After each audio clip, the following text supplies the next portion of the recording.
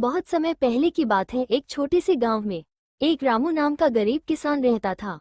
उसकी जमीन बहुत छोटी थी और वह मुश्किल से अपनी पत्नी और 2 बच्चों का पेट भर पाता था। लेकिन रामू बेहद ईमानदार और मेहनती इंसान था।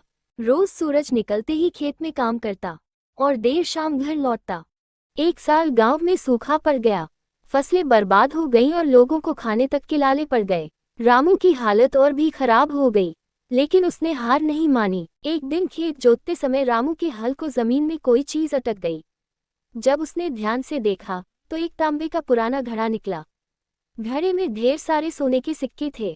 उसकी आंखें फटी की फटी रह गईं। रामू कुछ पल चुप रहा, फिर वह घड़ा लेकर सीधा जमींदार के पास गया और सब कुछ बता दिया। जमींदार को रामू की ईमानदारी देखकर बहुत हैरानी हुई। उसने कहा, रामू, तुम जैसे लोग अब कहाँ मिलते हैं। ये सारा धन तुम्हारा ही है।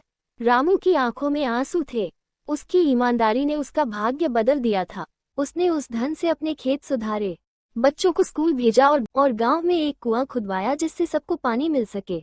आज रामू की ईमानदारी की वजह से पूरा गांव उसकी बहुत इज्जत करता है और रामू की ईमानदारी की वजह से सभी गांव वाले खुशी से रहते हैं।